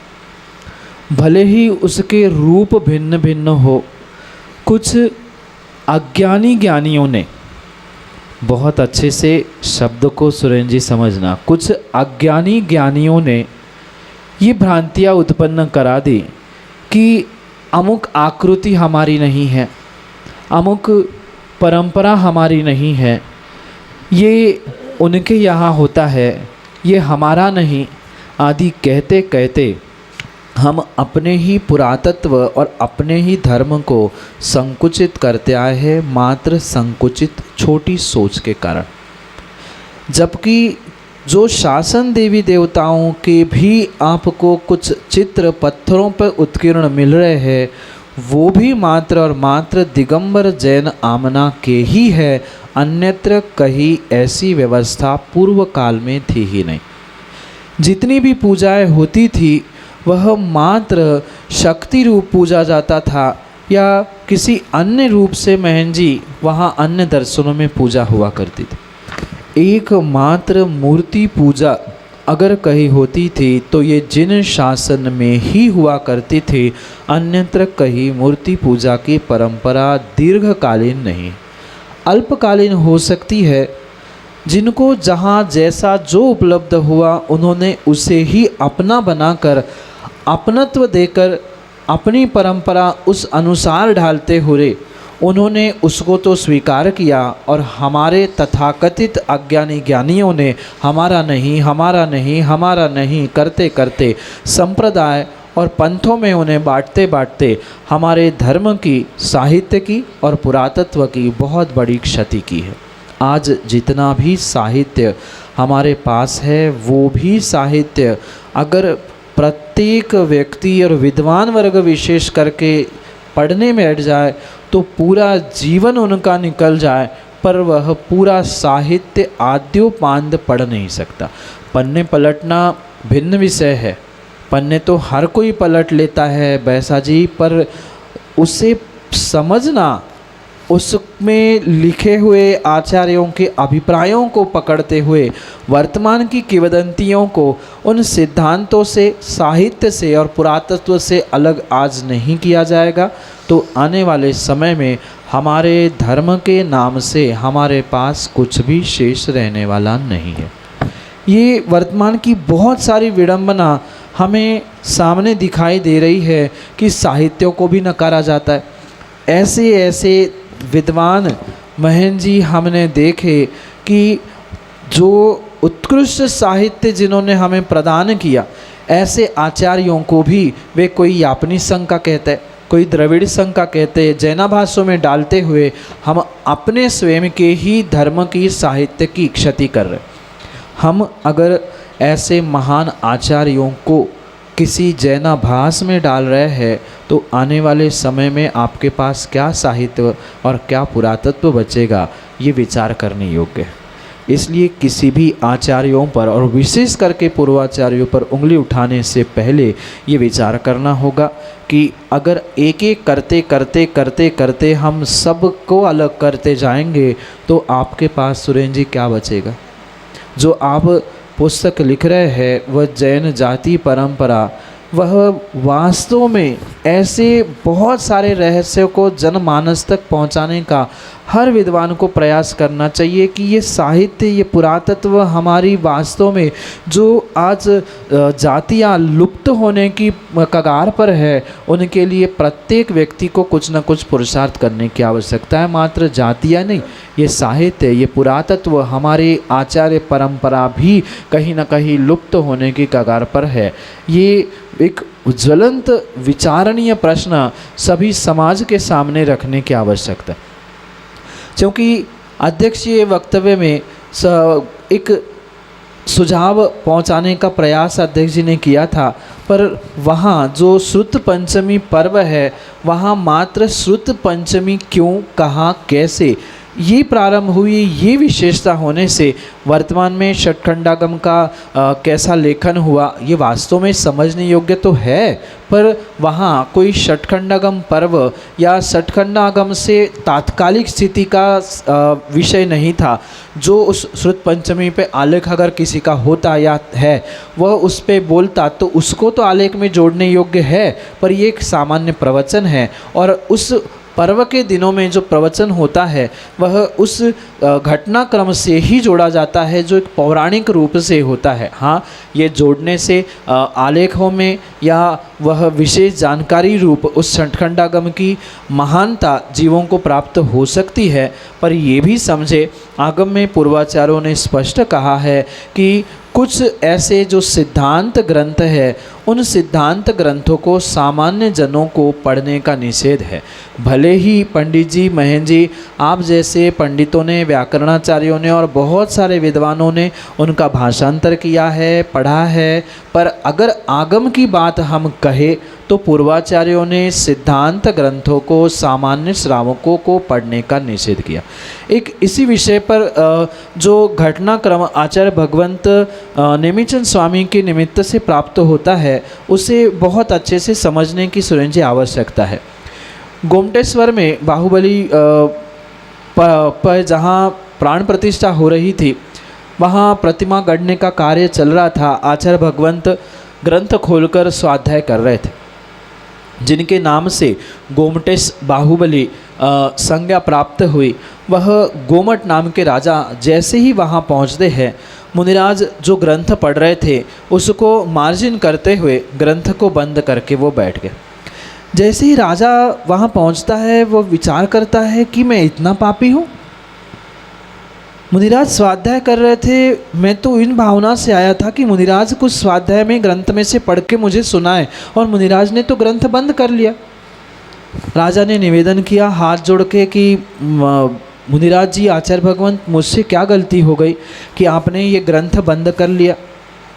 तब आचार्य भगवंत ने कहा कि ये षटखंडागम ग्रंथ है कि धवला ग्रंथ है, अभी मुझे एग्जैक्ट स्मरण नहीं आ रहा, पर वह सैद्धांतिक ऐसा ग्रंथ था कि जिसका प्ररूपण करना, जिसकी वाचना भी करना सामान्य श्रावकों के सामने योग्य नहीं थी। इसलिए उस कोई पाहुड़ ग्रंथ था, जो भी सिद्धांत ग्रंथ था, उसको उन्होंने बंद कर लिया। फिर उस राजा ने पूछा, क्या हम कुछ भी पात्रता नहीं रखते? आगम ग्रंथों को पढ़ने की, सुनने की, क्या हम सिद्धांतों को श्रावक नहीं समझ सकते? जब ये विकल्प आचार्य भगवंत को सताया कि श्रावकों के लिए सिद्धांत कैसे प्ररूपित किया जाए, फिर उन्होंने जो ये कर्म कांड, जीव कांड आज वर्तमान में सामान्य श्रावकों के विद्वानों के हाथ में है, वह उसकी रचना, और उसी लिए गोमटसार जीव कांड, गोमटसार कर्म कांड ये नाम जो मिले, वो उसके निमित्त से उसका लेखन हुआ। मूल सैद्धांतिक ग्रंथों को पुरुषों को हो चाहे महिलाओं को तो स्पर्श भी करने का निषेध है। वर्तमान में कौन क्या कर रहा है, क्या कह रहा है, यह महंजी भिन्न विषय, पर आगम तो यही कहता है कि सिद्धांत ग्रंथ, प्रायश्चित ग्रंथ, प्रतिमा योग आदि आदि को कोई भी महिला प्राप्त ही नहीं कर सकती। हाँ, जो उसका सार रूप गोमटसार जीव कांड, कर्म कांड या अन्य जो लघु कृतियों में उसका अनुवादित सिद्धांत लिया है, उसका वाचन पठन आप कर सकते हैं। पूर्व में किसने किसका भाषांतर किया क्या नहीं किया, ये भिन्न विषय है, पर आगम तो यही है, इसके अलावा नहीं है। कौन क्या करना चाहिए, क्या नहीं करना चाहिए, उस षटखंडागम, धवला जैसे महान पुस्तकों को अगर आपको अध्ययन करना है तो मात्र दिगंबर भेष के अलावा अन्य कोई भी भावों की विशुद्धि, द्रव्य की विशुद्धि देने वाला स्थान नहीं होने से अन्य स्थानों से आप उसका अध्ययन नहीं कर सकते। ये पूर्वाचार्यों की आगम की आज्ञा है, और आगम की आज्ञा को आगम की आज्ञा मानते हुए सिरोधार्य स्वीकार करना होगा। ठीक है, हमारी कमज़ोरी है, हम श्रावक है, हम नहीं बाँच पा रहे हैं, उसे श्रद्धापूर्वक स्वीकार भी कर लेंगे तो भी कर्मों की निर्जरा होगी। अन्यथा आगम का अपलाप करते हुए, अवर्णवाद करते हुए, हम तो ज्ञानी हैं, हमें भी पढ़ने का अधिकार होना चाहिए, हम तो सोले के वस्त्र पहन के वस्त्रधारियों को स्पष्ट रूप से उसकी वाचना आदि करने का निषेध है। सजन मानस के सामने भी आचार्यों को, मुनि संघ को भी उसकी वाचना करने का निषेध है। ये आगम प्रमाण है। हमें कहीं भी किसी भी प्रकार से किसी व्यक्तिगत स्थान या विषयों पर ले जाकर उसे भ्रमित करने की आवश्यकता नहीं है, पर सत्य तो यही था, यही है और यही स्वीकार करना होगा। तभी हमारे साहित्य की और सिद्धांत की सुरक्षा हो सकती है, अन्यथा होने वाली नहीं है। और ये जो सरलता से आलेख लिखते हुए सरला जी ने अपने सरलता से जैनत्व की कला का और सुप्रवचन पर्व इस कृति का जो समालोचन करने का प्रयास किया, वह वास्तव में प्रशंसनीय था, क्योंकि तीनों आलेख वाचकों ने अपने विषयों तक पहुंचने का प्रयास किया। ब्रह्मचारी हरीश जी ने भी जो वीर शासन जयंती के विषय में अपने विषय को प्रारंभ किया था, वहाँ वे नमोस्तु शासन तक पहुँचे, वीर शासन तक पहुँचे, पर वह वर्तमान में वे वीर शासन जयंती लुप्त क्यों हो रही है उस पर भी वे और प्रकाश डालते हैं। तो उनके आलेख में और भी विशेषताएं हमें प्राप्त हो सकती थी, क्योंकि वर्तमान में जितने भी प्रमाण हमें प्राप्त होते हैं उन आगम के प्रमाणों से ही हमें उस वीर शासन को, जिन शासन को, नमोस्तु शासन को, चंद्रवीर शासन को, ऐसे लगभग जो आप पुस्तक में या उस सुप्रवचन पर्व कृति में पढ़ोगे, वहाँ जिन सहस्त्र नाम में आचार्य जिनसेन स्वामी ने लगभग 33 या 35 शासन के नाम लिखे हैं, क्योंकि शास धातु आज्ञा अर्थ में होता है, व्याकरणाचार अपने सामने है, आज्ञा अर्थ में होता है, जिनकी आज्ञा चलती है, चाहे वीर भगवान की आज्ञा हो, नमोस्तु करने वालों की आज्ञा हो, ऐसे ये सभी कहीं न कहीं समास का प्रयोग करते हुए, कहीं उपचार का या उस व्यवहार नय का प्रयोग करते हुए इनकी संज्ञा दी जाती है। जैसे कल भी मैंने कहा कि सुप्रवचन पर्व, ये अच्छे प्रवचनों का एक जुड़ाव आपसे हो, एक समूह है, ऐसा भी संधि का विग्रह करा सकता है, ऐसी भी विभक्ति की जा सकती है। ऐसे अनेक प्रकार से इस शासनों को समझने की आवश्यकता है। कहीं न कहीं जब जीवों को इन तथ्यों का बोध नहीं होता, वो ही जीव स्वयं भी भ्रमित होते हैं और दूसरों को भ्रमित करते हैं। इसलिए किंवदंतियों में जाने से अच्छा है कि हम वास्तविकता को प्राप्त करें। जैसे महेंद्र जी ने अपने वात्सल्य पर्व को समझाते हुए पूरा कथानक तो कहा, पर उस वात्सल्य पर्व को वर्तमान में जो अनेक किंवदंतियाँ, जो उस वामन के रूप को धारण करना, आदि विष्णु कुमार का रूप आदि आदि जो भी है, उसको थोड़ा बहुत आप संकलित करते हुए उन्हें जोड़ने का प्रयास करें। जैसे अंतिम वक्तव्य में, मतलब अंतिम पंक्तियों में आपने कहा था कि मात्र भाई बहन का वह संबंध बच चुका है, रक्षाबंधन कहा जा रहा है, तो उसको भी और थोड़ा सा जोड़ते हुए विषय को पूर्ण करने का प्रयास करेंगे तो नियम से वह किंवदंतियाँ पूर्णता की और मतलब विषय के साथ आपका कहीं ना कहीं न्याय हो जाएगा। अष्टमी चतुर्दशी को लेकर कुछ प्रश्न आया था, वहाँ भी ये समझे ये अष्टमी चतुर्दशी पर्व तात्कालिक है ही नहीं है, त्रैकालिक था, त्रैकालिक है और त्रैकालिक ही रहेगा। तात्कालिक वह होता है जो कोई किसी घटना विशेष से जुड़ा है, और इस काल से कोई घटना विशेष से वह नहीं जुड़ा। जैसे अष्टानी का पर्व किसी कार्य विशेष से या घटना विशेष से नहीं जुड़ा, ऐसे ही अष्टमी चतुर्दशी किसी घटना विशेष से नहीं, अपितु वहाँ होने वाले जो भौगोलिक बदलाव है, प्राकृतिक बदलाव है, उसके साथ जो मानसिक यानी जीवों के मन में होने वाला जो प्रभाव है, उसके निमित्त से ही जीवों को संयमित रहने के लिए ये अष्टमी चतुर्दशी आदि त्रैकालिक पर्व कहे गए हैं, और ये त्रैकालिक ही है, ये भी समझना। एक प्रश्न आया था, जबकि उत्तर देने के लिए पंडित जी स्वयं सक्षम थे, पर फिर भी उन्होंने हम पर उस प्रश्न के उत्तर के लिए भार सौंप दिया था कि जो मुनिराज विष्णु कुमार थे, उन्होंने जो 64 रिद्धि में जो उन्होंने अपनी रिद्धि प्रकट कर ली थी, उस विक्रिया रिद्धि के निमित्त से उन्होंने जो कार्य किया, वहाँ ये समझना होगा कि रिद्धि तो प्रकट मुनिराजों को ही हुआ करती है, मुनिराजों के अलावा किसी को भी, और वो भी भावलिंगी मुनिराजों के अलावा अन्य किसी को भी 64 रिद्धि में से कोई रिद्धि प्रकट नहीं होती। रही बात उन्होंने जो श्रावक अवस्था या उन्होंने भेष बदला था, वहाँ ये समझना उन्होंने जो रिद्धि प्रकट की थी वह भले ही गुणस्थान गिर गया था, पर गुणस्थान गिरने से रिद्धि तत्काल छूट जाए यह ज़रूरी नहीं होता। कुछ ऐसी रिद्धियाँ हैं जिनका प्रयोग करते समय वह और भी आने वाले समय में हो सकती है। यहाँ इसी प्रकार से समझना होगा कि गुणस्थान भले ही उनका नीचे हो गया, पर रिद्धि पूर्ण रूप से छूटी नहीं थी। पुनः जैसे ही उन्होंने रिद्धि के प्रयोग के उपरांत रिद्धि का समालोचन किया या रिद्धि को पुनः संकुचित किया, वहाँ गुणस्थान के साथ उनकी रिद्धि भी समाप्त हुई। इसीलिए उनको पुनः प्रायश्चित लेना पड़ा। छेदोपस्थापना, सामायिक चारित्र आदि को प्राप्त करते हुए पुनः उन्होंने अपना कल्याण किया। इसी प्रकार से इन सभी को हमें समझते हुए अपने जीवन में वास्तव में इन सभी पर्वों को अपने पर्व से पर्वित करते हुए, पल्लवित करते हुए अपने जीवन को एक पर्व की भांति ही मनाने की आवश्यकता है। वही हमारा जीवन वास्तव में सुप्रवचन पर्व के रूप में फलीभूत हो। इन्हीं भावनाओं के साथ सभी आलेख वाचकों को, सभी विद्वानों को, अब सभी श्रोताओं को पुनः पुनः आशीर्वाद के साथ पुनः समय पर, समय की बात के लिए, समय पे मिलने के लिए समय पे आते हैं, क्योंकि समय पे किया गया काम समय को दिलाता है। बोली भगवान महावीर स्वामी की।